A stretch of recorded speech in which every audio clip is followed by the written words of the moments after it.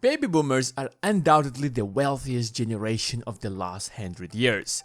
After the deadliest war in human history, the next generation decided to stop fighting and start building. The generation that built the infrastructure upon which we are building everything became to be known as the baby boomers. This generation amassed significant financial wealth and controls roughly 70% of all disposable income, according to a 2015 report. And now they're expected to transfer their $30 trillion worth of wealth to the next generation. It might seem like they will just blindly pass their fortunes to their kids, but that's not how it works. Ideally, they would, but the reality is that a staggering 70% of wealthy families lose their wealth by the second generation, and the third generation often ends up with just 10% of that wealth. Over 90% of wealth gets lost by the third generation. Take the example of the Rockefellers. John Rockefeller was the wealthiest American ever lived, who amassed a fortune of $400 billion as of 2017, when his company Standard Oil was broken down into multiple companies that ended up worth much more individually. But as of 2020, Forbes estimated the family's fortune at just $8.4 billion, which is just 2.1% of the original $400 billion. If you're wondering, where did that wealth go? Well, the source of that wealth is the family's stake in oil and gas companies such as Chevron, ExxonMobil, or BP. 100 years ago, refining oil was as revolutionary as building smartphones today. However, fast forward to the 21st century, oil is viewed as a commodity that is slowly destroying our planet.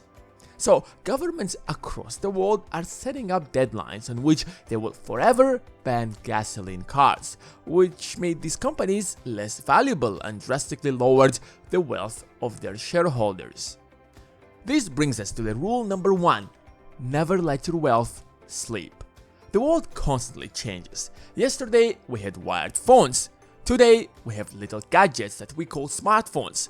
If you make the wrong bet, your entire wealth will go down the drain. History is filled with such examples.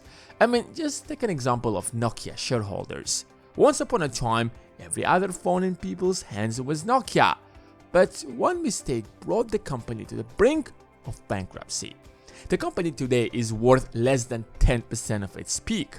That's how you lose 90% of your wealth in less than 2 decades.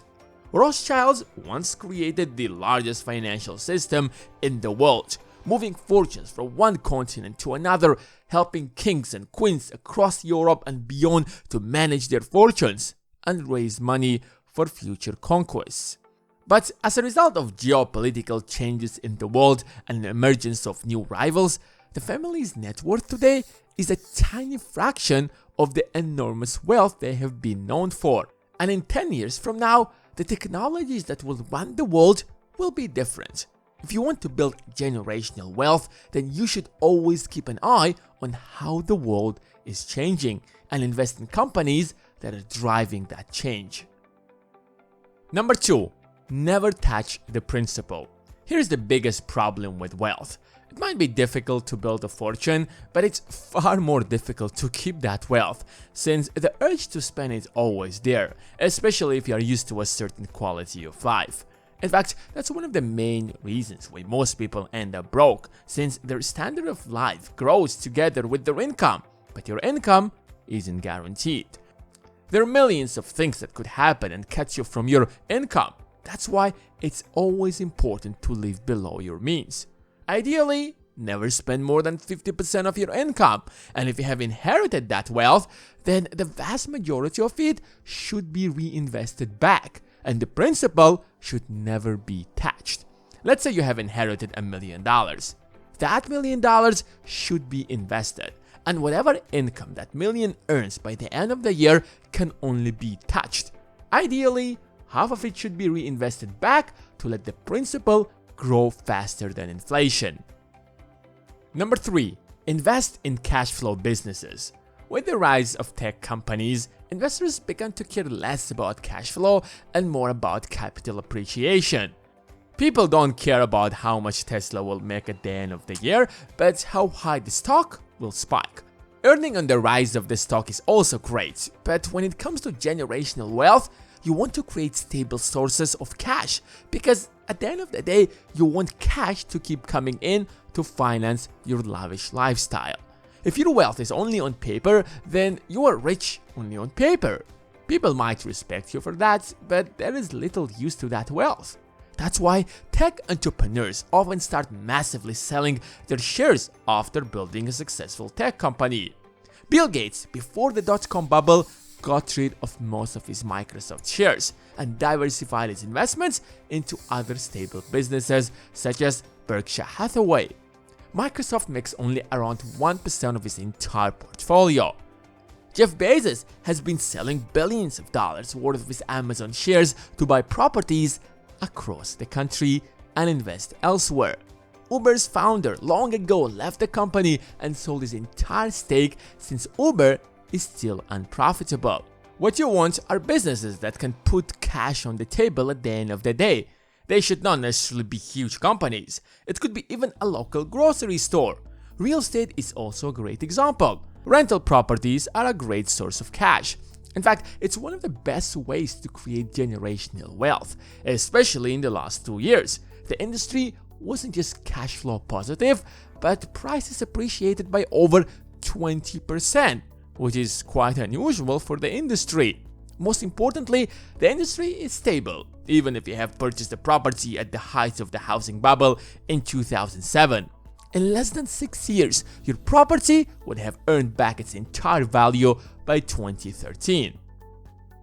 Number 4. Set up a trust. Trust is basically a separate entity to which you can transfer your assets and then point yourself as a trustee who is going to manage that money and leave instructions on how that money must be managed if something happens to you, like in the case if you pass away. Because if you do not do that, your assets will be distributed by the court to your siblings. So that vast wealth you have built over your life will mean nothing, since it could easily end up in the wrong hands on the people who don't even like you in the first place. That's why all rich people create a trust fund to make sure that their wealth ends up in the right hands, who will keep growing it. If you want to pass that wealth to your children but are afraid that they might receive it while they're too young, you can easily put a term that your kids can only lay their hands on that wealth once they reach a certain age. If you pass away, the management of your trust fund will shift to the person whom you have mentioned when establishing the trust, which can be a professional who will manage that trust and will get 1 or 2% of that total wealth annually. A trust isn't just to pass your wealth to the next generation, but to protect it against taxes or divorces. Remember, once you establish that trust and move your assets, these assets are no longer yours. Number 5. Education and mentality. No matter how much you have built over your life, it can be destroyed in a glimpse of an eye. The world is filled with such examples, especially spoiled kids who have no idea how to manage money. They haven't earned that cash, so they don't appreciate it and respect it as much as the person who built it with his blood and sweat. So never hesitate to invest in your children's education if you want your wealth to keep growing. It's not just about knowledge, but also discipline. Discipline is taught during childhood. Teach your kids to understand the value of postponing gratification and make yourself an example of how money should be treated.